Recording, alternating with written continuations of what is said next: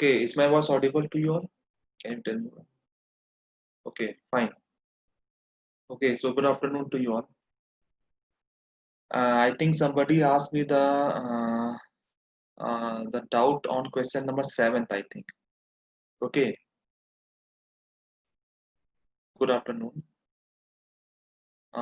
Wait, I think somebody asked me the doubt on question number 7th. Just wait.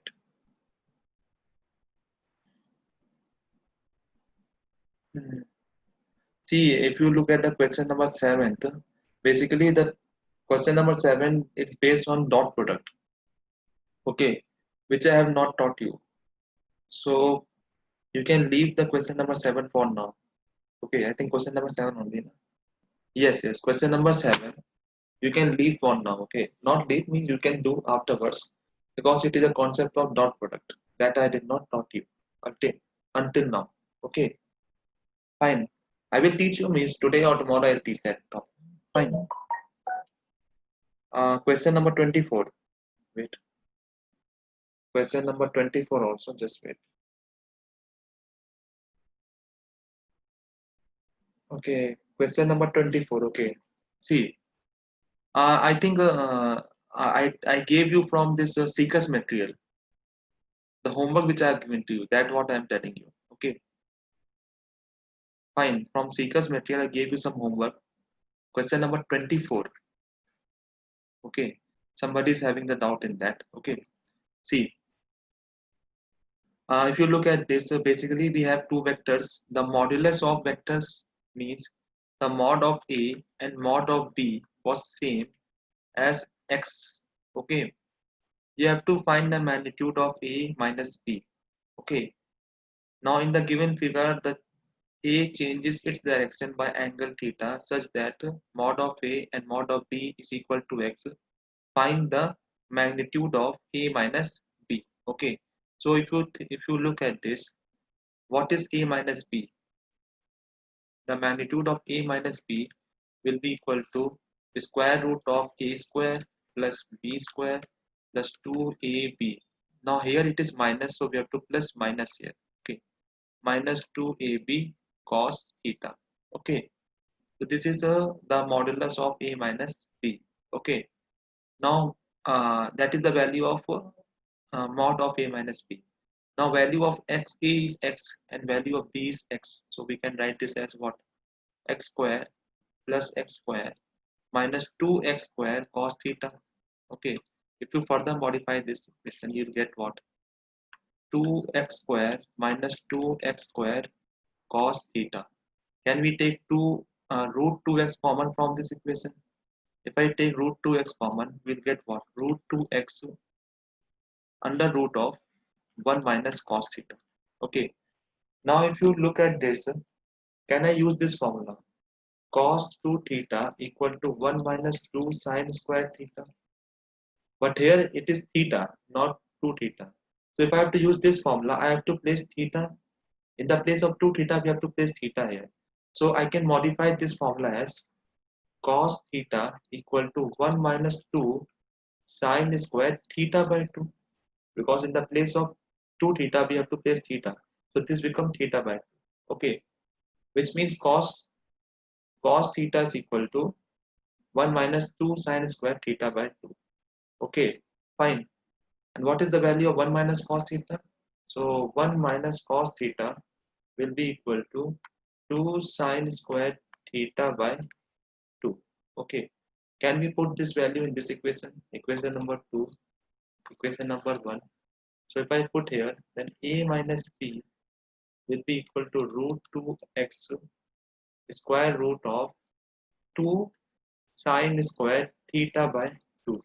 Okay, if you take root 2 common and multiply with root 2, we get 2x sine square becomes sine. So sine theta by 2. So that is the answer for A minus B. Okay, so 2x sine theta minus 2. Sine theta by 2. Fine. So basically, we have to find A minus B. So A minus B formula is what? A square minus B square minus 2AB cos theta. The mod of A means the magnitude of A is X, magnitude of B is X. So if you substitute the value of A and B, it becomes what? X square plus X square minus 2X square cos theta. If you modify, you get root 2X. 1 minus cos theta is A minus B. Okay. But in the problem, but in the question, they have given the option in terms of sine theta. So we have to think of sine theta. So how can we get sine theta here? We know this formula that cos 2 theta equal to 1 minus 2 sine square theta. If I have to use this formula, but here it is theta, so I have to use this formula. I have to place theta as theta by 2. Okay, so if you place theta as theta by 2, it becomes what? Cos theta equal to 1 minus 2 sine square theta by 2. So it becomes 1 minus cos theta equal to 2 sine square theta by 2. If I substitute the equation number 2 in this, we'll get this answer. So answer is 2x sine theta by 2. Okay. See, this is the formula. This is the actual formula. In the place of 2 theta, if I place theta, if I place in the place of, here it is 2 theta. In the place of theta, if I place 2 theta by 2, it becomes cos theta. Instead of theta, if I put theta by 2, then it becomes cos theta. This becomes sine square theta by 2. Okay, fine. That is what we are using here. Okay. Any other problem you are having? So question number 7 you can skip on now. You have to do afterwards. Okay, fine. Okay. Now we will do the problem on Lami's theorem. Yesterday I told you about the Lami's theorem. Let us do the problem based on that. Okay.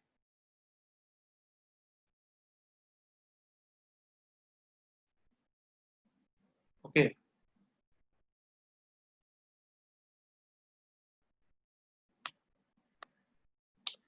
Question number 25. Wait. 7 is the yes. 25.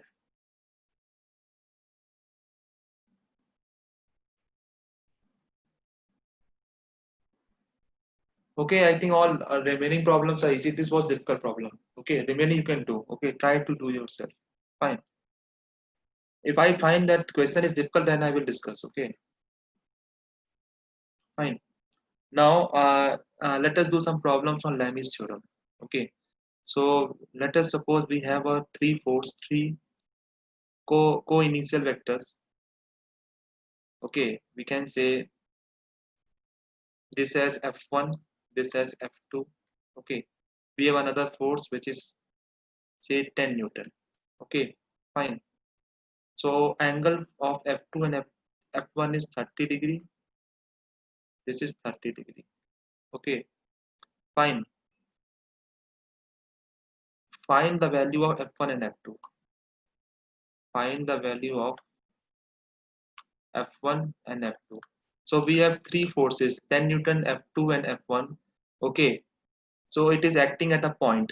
Okay, the angle between F2 and vertical is 30 degree and F1 is vertical is 30 degree. And 10 Newton force is acting vertically upward. You have to find the value of F1 and F2. Okay. Yes, Lami's theorem is applied. This will be applied here. Okay. In Lami's theorem, net force becomes zero. Okay. So how will you apply this? Fine. So according to Lami's theorem, we have to what find? We have to find value of F1 and F2. And I told you what is Lami's theorem? That if we have three concurrent, means if we have three forces, three vectors acting at a point, then the ratio of the vector means the ratio of r by opposite angle, that is sine gamma, should be equal to q by opposite angle, which is sine beta, is equal to p by opposite angle, which is sine alpha. That is what Lamy theorem says there. So if you look at this, what can you find the angle between this 10 Newton and F2? What should be the angle here? This is 90 plus 60, that is 150 degree. Similarly, the angle between 10 Newton and F1 will be again 150 degree. Okay, so we found the angle between 10 Newton and F2. F2 and F1 is 60 degree. F1 and 10 Newton is 150 degree. Okay, fine. Now, Now we have to find the value of this. So can we say that f1 by opposite angle? So what is the opposite angle here? Sine 150 degree. So f1 by sine 150 should be equal to 10 Newton. 10 by opposite angle. Now opposite angle here is how much? Sine 60 degree. Correct now. So f1 by opposite angle divided by 10 by opposite angle. Okay. So what is the value of sine 150? Can you tell me? What is the value of sine 150? That is how much? Sine 180. We can write sine 150 as sine 180 minus 30. Okay. Sine 180 minus 30 equal to 10 by sine 60. Okay. So that is equal to sine 30, I think. Okay. Sine 180 minus 30 is equal to sine 30. So it becomes what? F1. Sorry, this is F1. Okay. So F1 by sine 30 equal to 10 Newton by sine 60, which is root 3 by 2. So root 3 into 2. Okay. So this becomes what? F1 equal to 10 by root 3 into 2 into sine 60. Sine 30 is half. So answer will come as 10 by root 3. So F2 is equal to 10 by root 3. Okay. F2 equal to 10 by root 3. Now we have to find the value of F1.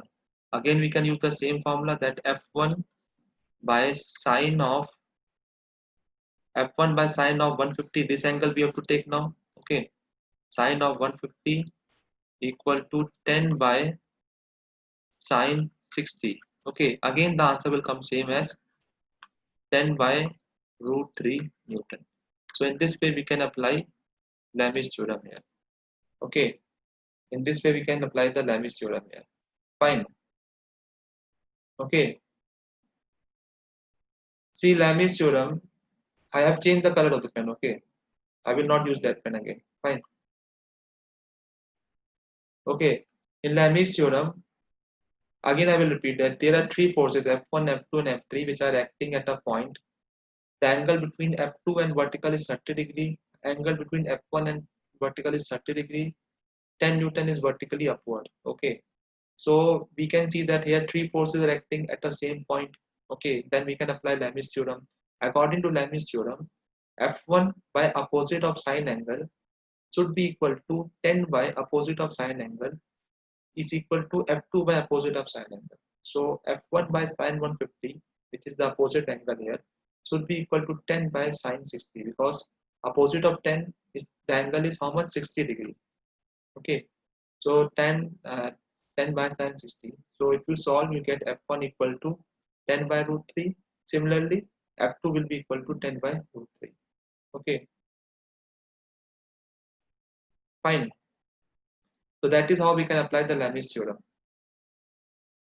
Okay, so it is very simple problem. You don't need anything. You have to understand one thing, that there should be three forces. They should act on a one point. Okay, then we can find the values of remaining two forces by the help of Lami's theorem. Okay, fine. F2 force value will be same as F1 force. This is F2. Okay, this is not F1. This is F2. It will be same as F1 only. Okay, 10 by root 3.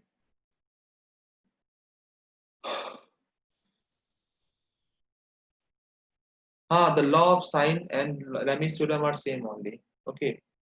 So law of sine. Okay, you have asked me the see. Let us see the derivation of this. Uh, Let us see the derivation of this Lami's theorem. How we call Lami's theorem?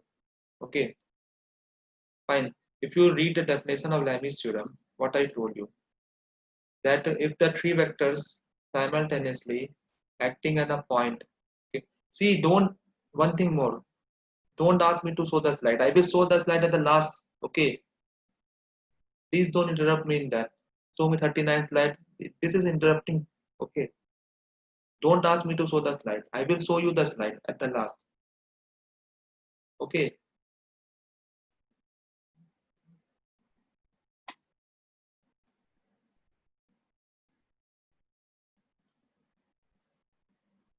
what I was telling you, sine law.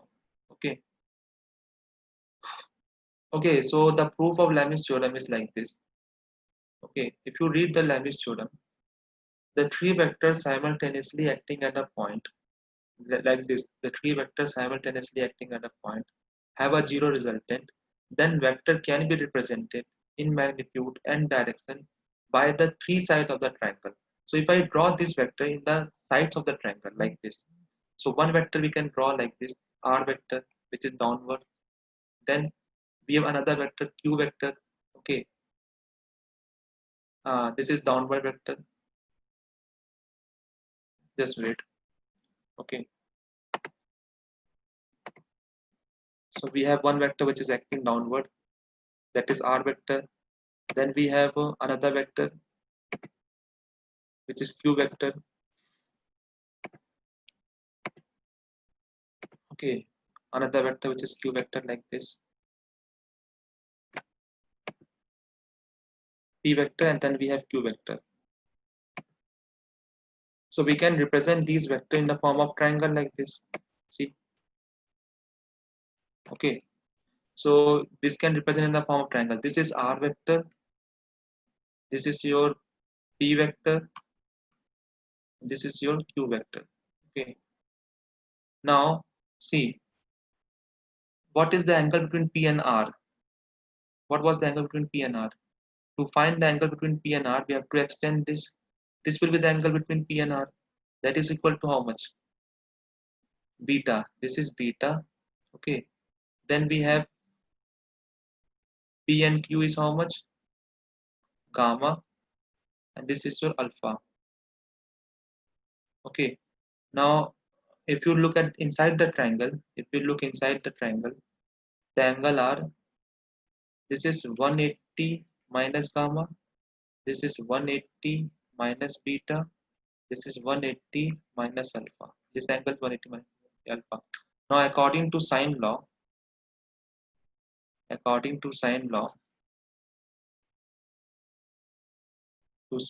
states that the length of the side of the triangle, say this is ABC, the length of the side, which is AB, divided by sine of the opposite angle, which is sine 180 minus alpha, should be same as the length of the opposite angle, which is what? AC by sine 180 minus beta equal to BC by sine 180 minus gamma. Okay, fine. So if you solve this, we'll get what? AB by sine alpha equal to AC by sine beta equal to BC by sine gamma. What is AB? AB is the length of P. Okay, so can we write this as P vector by sine alpha equal to AC? Now what is AC here? AC is Q vector by sine beta. And what is BC? BC is R vector. So basically, we are applying the sine law. That sine law is a kind of Lami's theorem only. Okay. So from sine law only we got the Lami's theorem. Okay,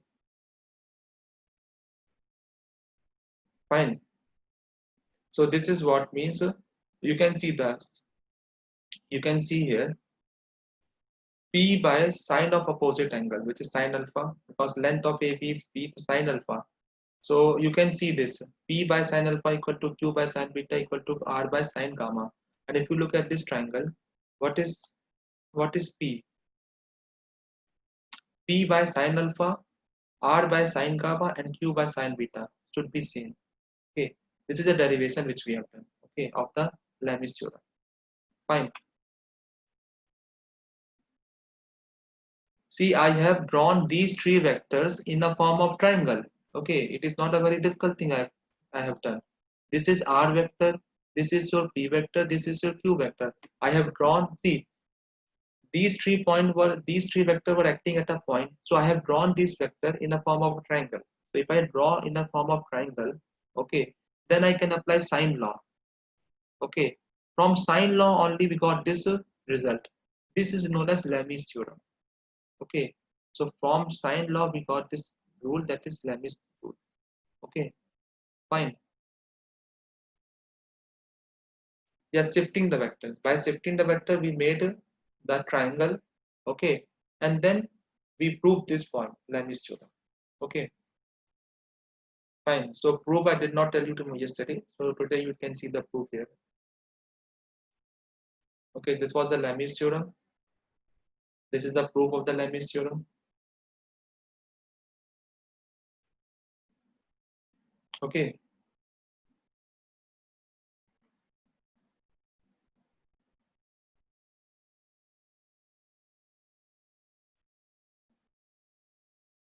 fine.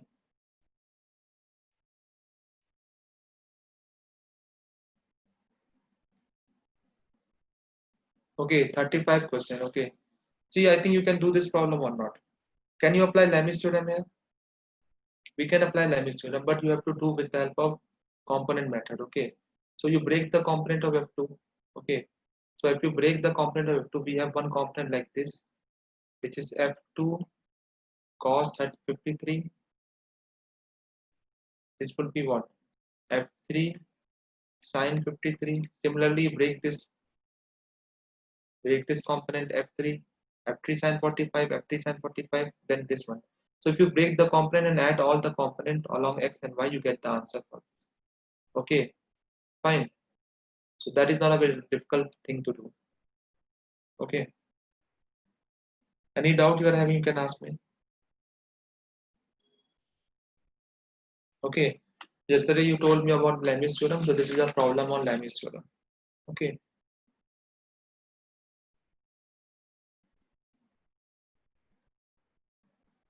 See, what I told you that don't ask me. See, when I was explaining something, just think, just listen it properly. When I'm explaining something, don't ask me to show the previous slide. It means you are more concerned about the slide as compared to what I'm teaching you. Okay. So after completing my topic, you ask me the doubt, you ask me the slide, I will show you. But in between, you don't ask me anything. Okay. This will break my flow. Okay. So next time you should make sure that when I'm teaching you, don't interrupt in between. Okay. Fine. See, sine law. See, simple it is. We have three vectors. Again, I will explain. I will not explain you again. This is the last time I'm explaining you. We have three vectors acting at a point. You will read the Lami's theorem first of all.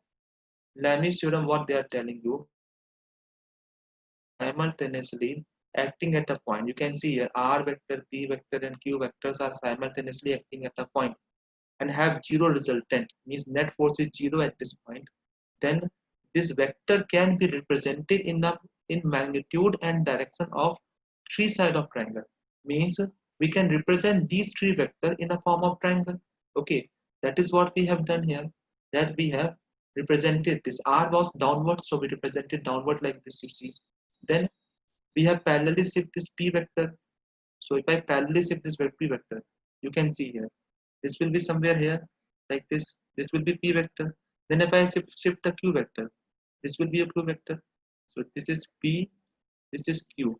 Okay. So we can see that we have represented these three vectors in a form of triangle. Okay. Now the angle between P and Q and R. Okay. So we have represented the angle. This will be alpha. Whatever angle is there. Here I have represented angle gamma, alpha, and beta. So inside the triangle it would be 180 minus beta, 180 minus gamma, 180 minus alpha. Now sine law says that the length of the triangle AB, the length of the triangle divided by the sine of opposite angle, the ratio remains same. Means AB by sine of this angle should be equal to AC by sine of opposite angle equal to Q AC by sine of opposite angle. That's it. That is sine law. And from sine law, we explain you the I explain you the Lami's theorem. Okay, fine. No, no. We cannot apply Lami's theorem for more than three vectors. Okay, it should be applied for two vectors only. Fine. See how to represent. How to represent in triangle? See, I am shifting the vector. Now I am shifting this vector parallelly. If I have shifted this vector parallelly, this become triangle na? Like that. That what I have done here. See, this is R. This was P. This was Q. Okay.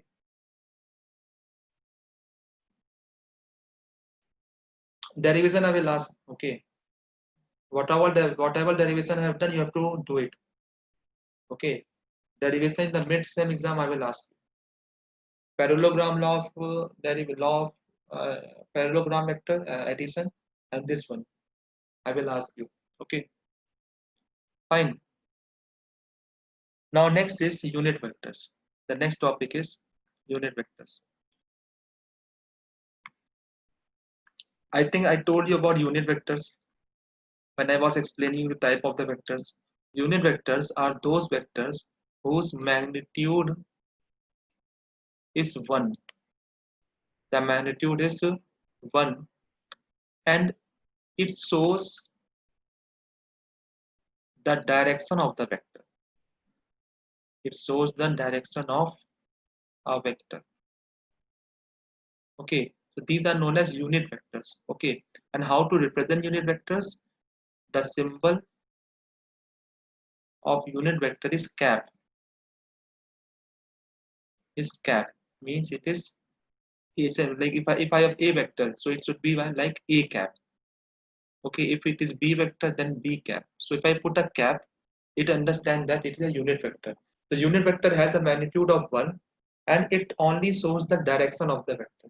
Okay, now to represent any vector, like if I have to write any vector, like a vector I write, what does a vector means? It means that it has a magnitude. Now to represent the magnitude of the a vector, I have to put a modulus sign like this. Now a vector is magnitude into direction. Now what is direction of a vector? That is a cap.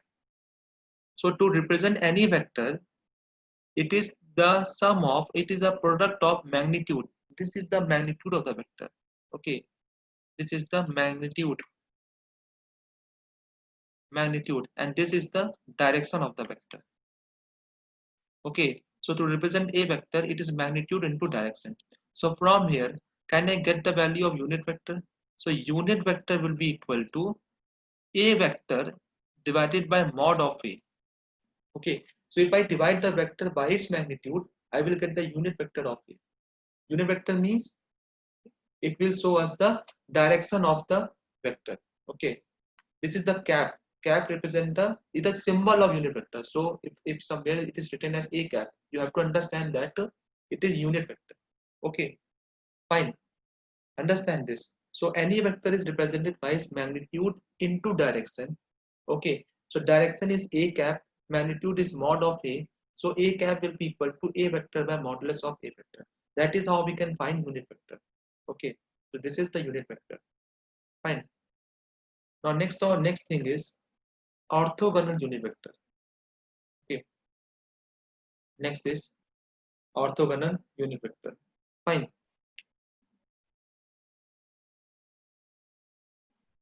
Fine.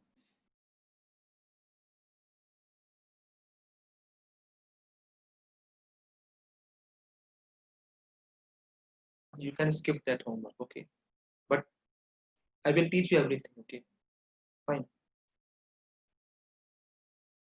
Okay.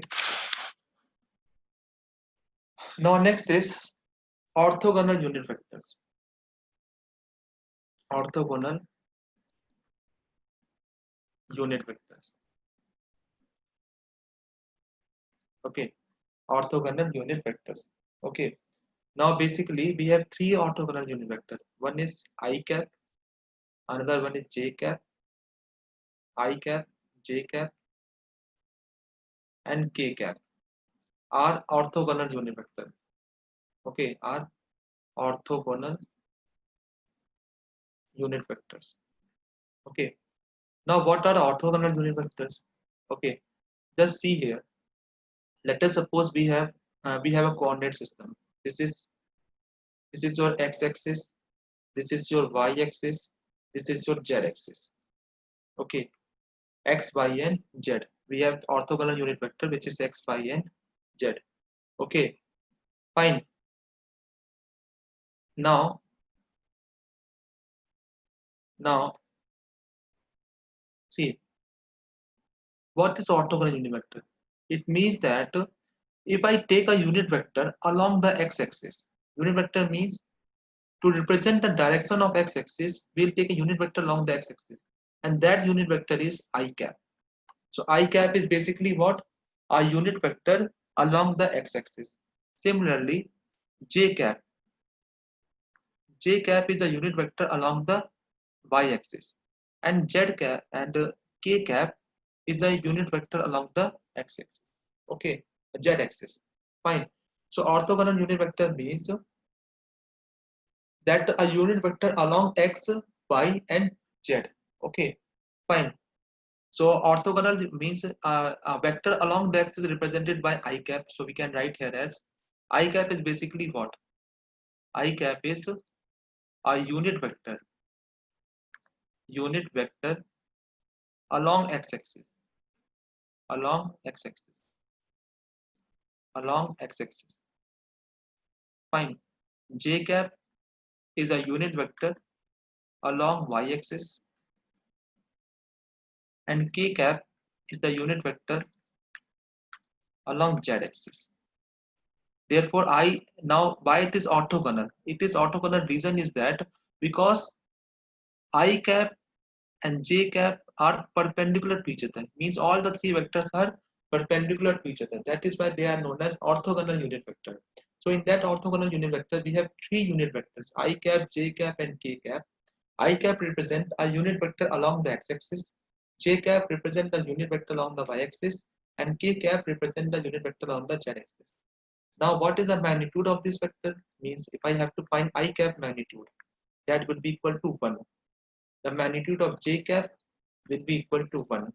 The magnitude of k cap will be equal to 1. Okay. So magnitude of orthogonal unit vector is 1 because unit vector means whose magnitudes will be equal to 1. Which means what? It means that I cap will show the direction of the vector along the x-axis because unit vector represent what? It represent the it represent what? Uh, Unit vector represent direction. So I cap represent what? Direction along the x-axis. While j cap represent direction along the y-axis. K cap represent direction along the z-axis. Okay, fine. The orthogonal means mutually perpendicular. Means these unit vectors I cap, j cap, and k cap are mutually perpendicular to each other. Means I is perpendicular to j is perpendicular to k. All the three unit vectors are perpendicular to each other. Okay. Now, how we are using this formula, this unit vectors?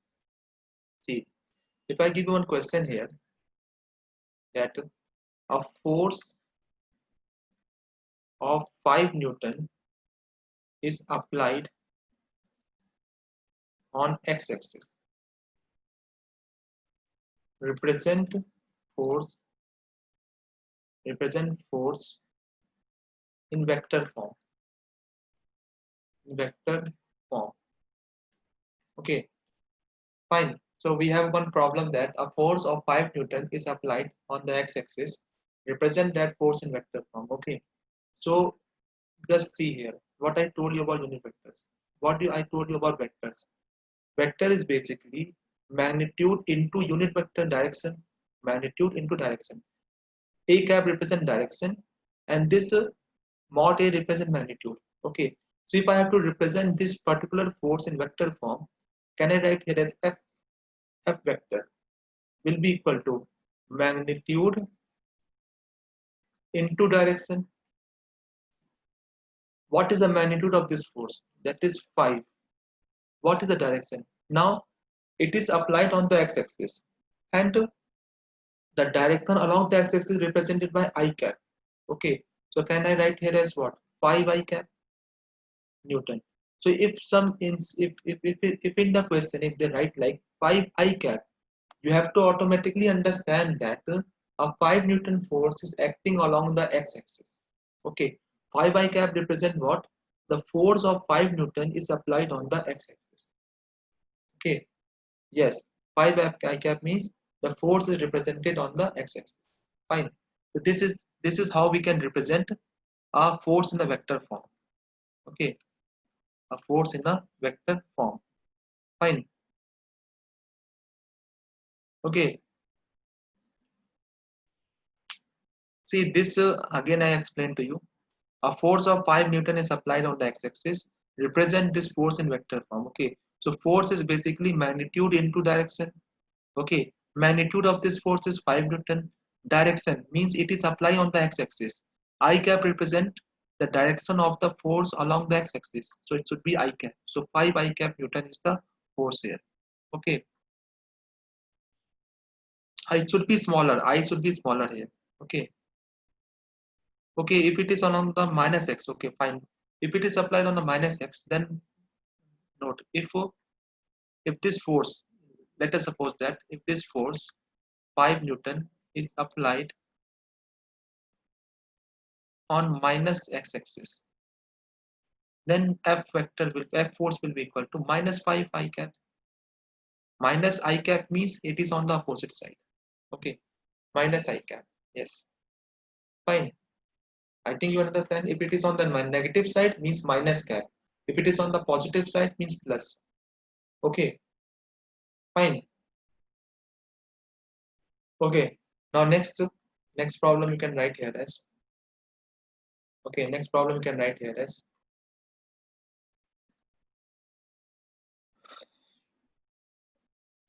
a force of 5 Newton is applied on x-axis, comma 10 Newton applied on y-axis and 15 Newton, or we can say minus 15 Newton is applied on z-axis. Find net force.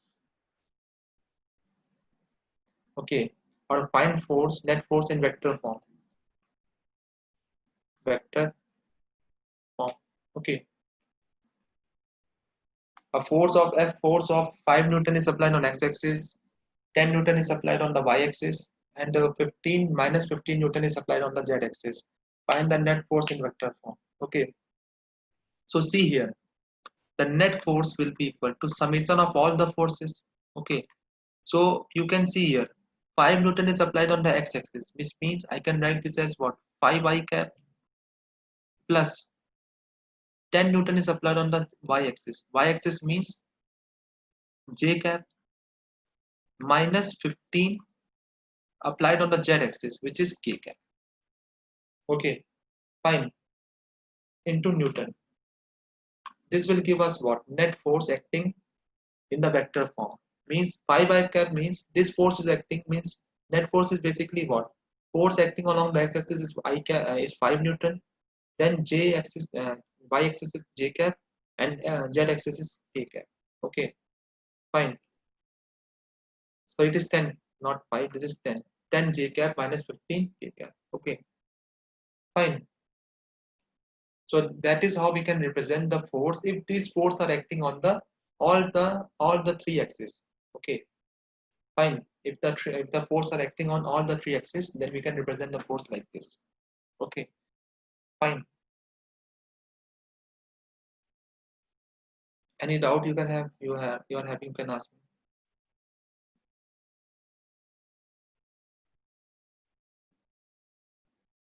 Both are correct. Minus 5 k cap or 5 or minus k cap, it's same. Okay, we cannot add.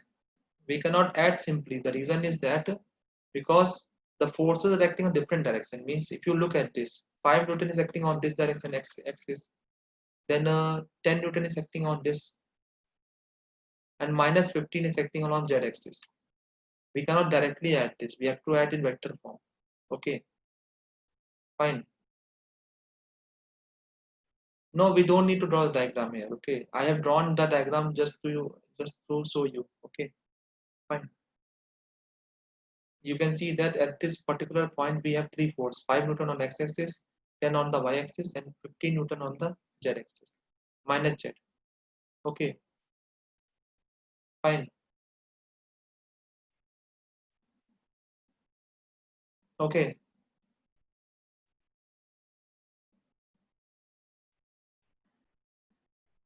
Ijk value is 1 because it is unit vectors.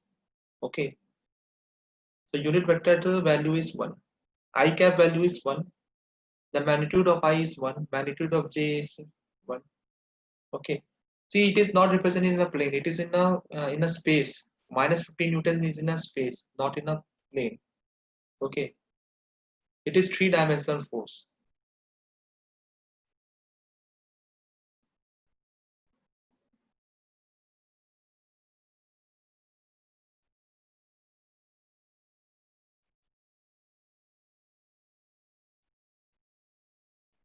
No, no, they are mutually perpendicular. 90, 90, 90. Okay, okay. Now next is Cartesian form of vectors. Cartesian form of vector. Okay, now just tell me one thing. We have one vector A vector. Okay, now this A vector is inclined to some angle theta along the x-axis. This you can take as x-axis. This is your x. This is your y. Now, if you split this A vector along the x and y, then the value of this A vector along the x will be ax, along the y will be ay. Correct now? We are splitting this A into two components, one along the x, other along the y. Okay. Now, can I write this as what? A vector equal to ax I cap plus ay j cap. Is this correct or not? A vector can be written as, see, if you, A vector means what? Resultant of ax and ay. Means A vector has been split into ax and ay. So we can write A vector as ax I cap and ay j cap. I cap means ax is acting along the x-axis and j cap means ay is acting along the y-axis. Okay. So in this way we can represent a vector. So vector can be represented in Cartesian form, that is ax I cap plus ay j cap. Now if I need to find the magnitude of this vector A, the magnitude of A will be equal to square root of ax square plus ay square. Why? See, basically the resultant of ax and ay is A. Okay, so if you use the formula of parallelogram law vector, it becomes what? Ax square plus ay square plus 2ax ay sine cos 90 becomes 0. So magnitude of A will be equal to square root of ax square plus ay square. Did you get this or not? Did you get the magnitude? How I got the magnitude of the A vector? This one.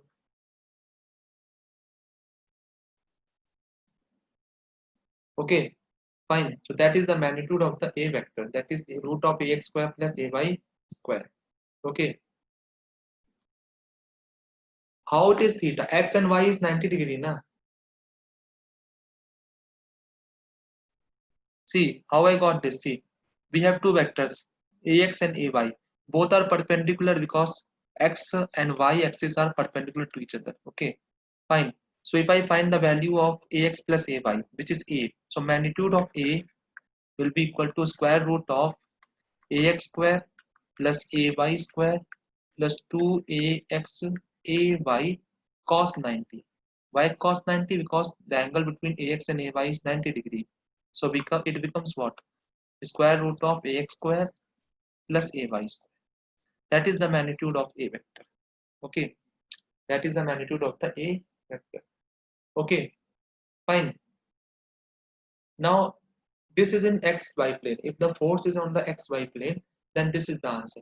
But if the same vector is on the xyz plane, okay, like this is your x-axis, this is your y-axis, this is your z-axis. Okay, and we have particular force which is on the xy z both. Okay, so we can take this as a vector. So this a vector will have the component one along the x-axis, that would be ax, one along the y-axis which is ay, and one along the z-axis which is az. Then we can represent a vector as what? Ax I cap plus ay j cap plus az k cap, and the magnitude of this vector would be equal to the square root of ax square plus ay square plus az square. This vector is in a space, not in a plane. Okay, this vector is in a space, not in a plane. Okay, which first statement you are asking me? This one, that ax plus ay, that I told you when I was splitting the vector. I told you this thing or not? So from splitting of the vector, this I can write there. Okay, fine. Okay, so if our vector is represented in a space, the magnitude will be root of ax square plus ay square plus az square.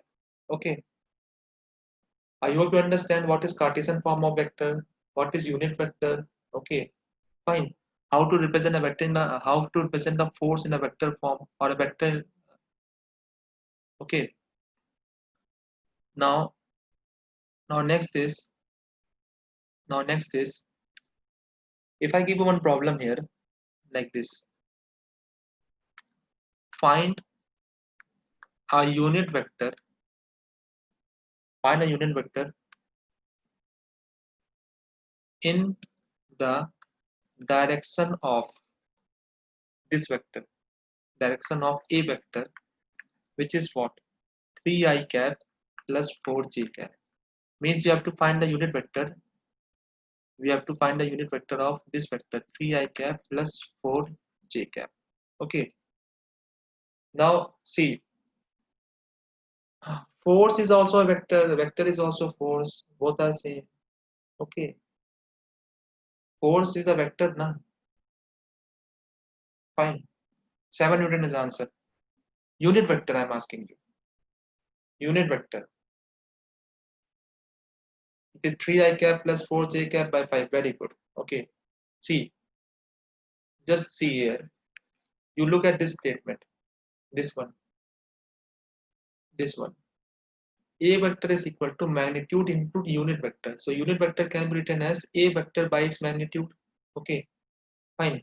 So the unit vector which is A cap will be equal to A vector by its magnitude. Now what is the magnitude of A vector? The magnitude of A vector will be equal to square root of 3 square plus 4 square, which is how much? 5. Okay. So we can write the unit vector of A cap as 3 I cap plus 4 j cap by 5. Okay. So this is the answer. So unit vector of A vector will be equal to 3 I cap by 4 j cap by 5. Okay. Fine. Did you get this or not?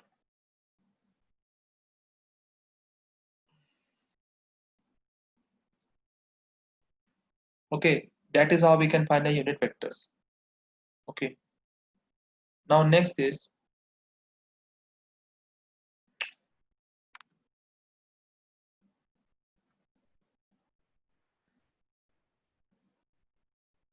okay, fine. So I hope you understand how to find a unit vector direction. No, no, no, no. Unit vector is A vector by modulus of A vector, na? Modulus of A. So modulus of A is 5. Unit vector of this vector, A vector. I'm not asking about the unit vector of this I cap. No, it is A vector. Unit vector means direction of A vector.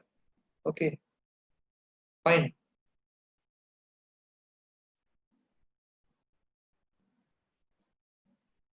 Okay, now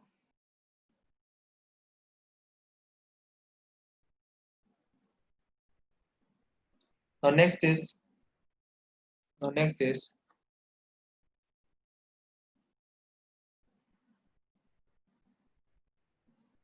if the three vectors are given to us, how to add the three vectors? Okay, If the three vector is given to us, or two vector is given, addition of the vectors, addition of a vector.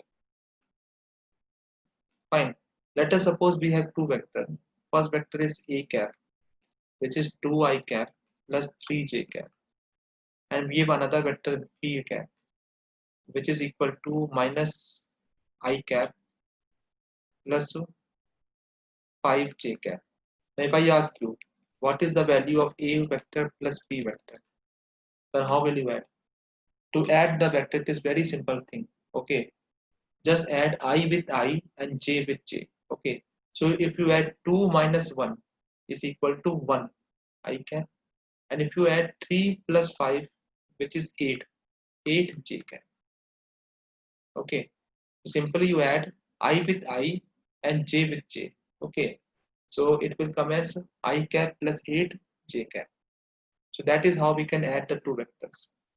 Okay, fine. I cap plus 8 j cap. Now subtraction of vectors. Again, you take the same example. A vector and b vector is given to us. Find a vector minus b vector. That would be equal to how much? 2 I cap plus 3j cap minus I cap plus 5j cap. Open this bracket, so it will come 2 I cap plus 3j cap plus I cap minus 5j cap. So it will come as 3I cap minus 2j cap. So simply you have to subtract I with I and j with j. Okay, fine. So that is the subtraction of the two vectors. Okay, fine. Now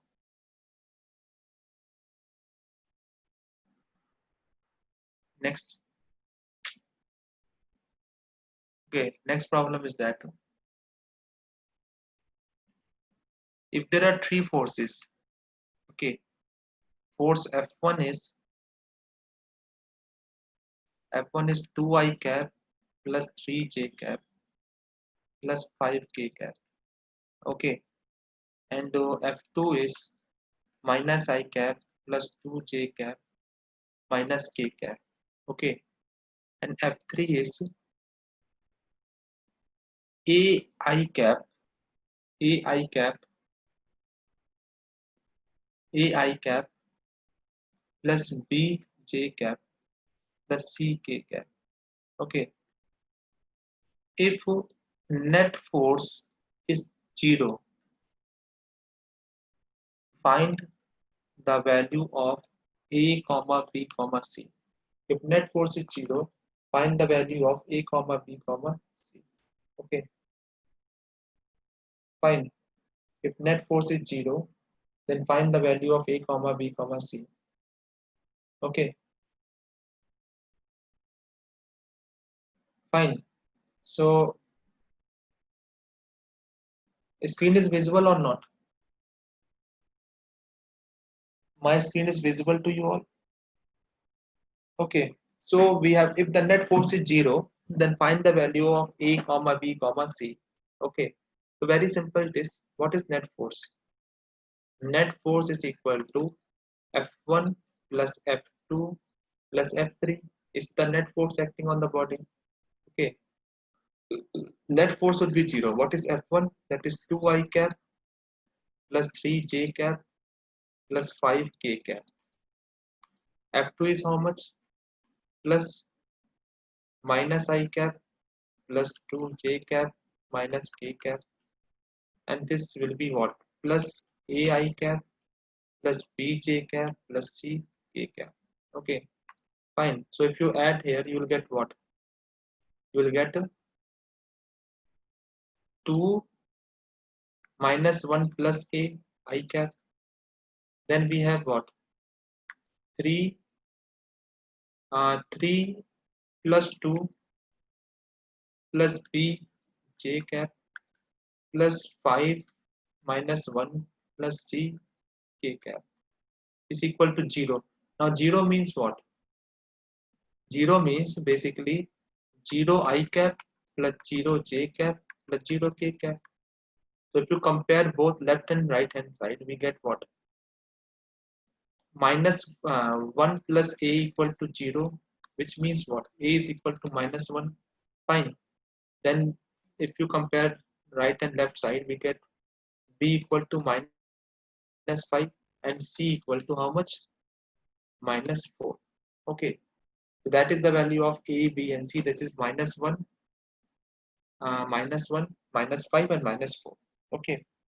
So in this way we can get the answer for this problem. Okay. So I hope you understand how to get the unit, how to add the two vectors, how to subtract the two vectors. Okay, simply you have to add I with I, j with j and k with k. Okay, fine.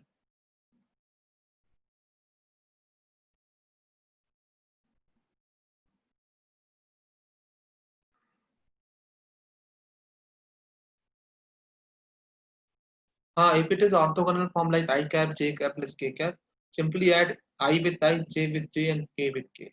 Okay, fine. Okay, I hope you are getting something about addition of the two vectors, how to how to add the two vectors, how to find the unit vectors. Okay, fine.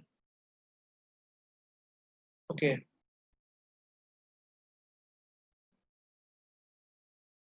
Now, one thing, can you tell me one thing, one more thing?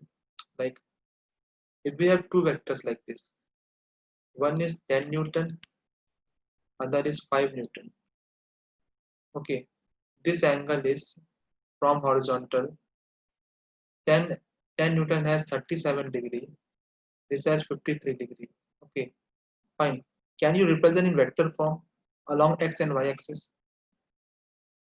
Can you represent the find the force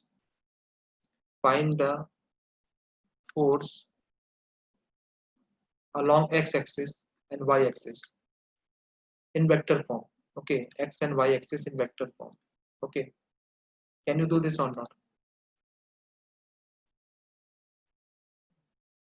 See, just break this 10 Newton into two component. One component would be this one. See, break this 10 into two component. One is what? 10 cos 37. This is what? 10 sin 37. For 5 Newton, it is 5 cos 53, and this would be 5 sin 53. Okay, so the force along the x-axis will be equal to how much? 5 cos 53 I cap plus, so cos 53 is how much? This is 37, this is 53. Okay, so it should be 3 by 5. Okay, so this 3 I cap, oh sorry, you can write this as 5 cos 53 I cap plus 10 cos 37 j cap. This is force along x-axis, and force along y-axis will be equal to how much? 10 sin 37 minus 5 sin 50. Okay, so in this way we can represent in vector form here. Okay, understood. Then we can find the net force along x and net force along the y axis. Okay, fine. So I will repeat this again because I did very fast. Okay, tomorrow I'll repeat this again. Okay,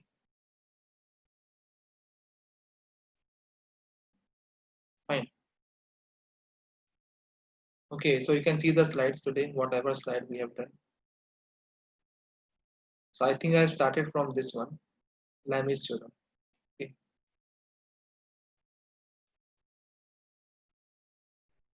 second slide.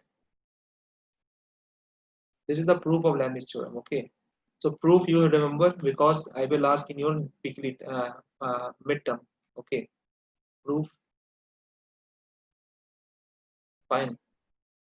This was the homework problem 24. Then this is the Lami's theorem question. Okay. Then unit vectors.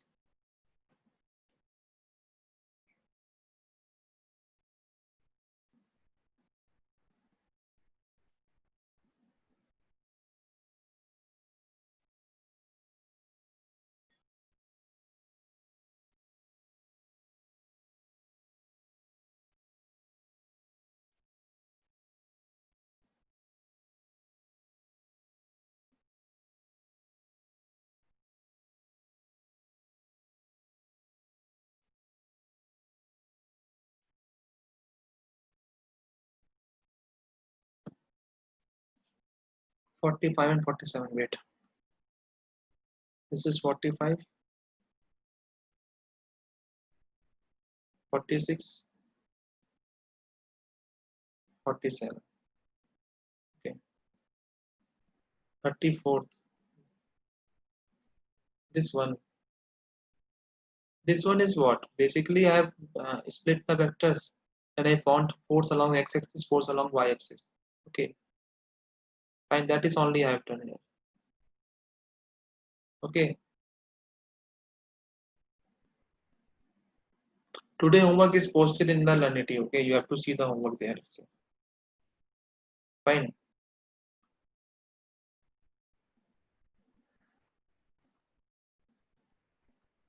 See, it is. I see. Yesterday I will do this problem properly. Okay. Tomorrow I will do this problem properly. Okay. Fine. So I did very fast. So it is not. You will not able to understand. Okay. 9 questions are there today. Okay.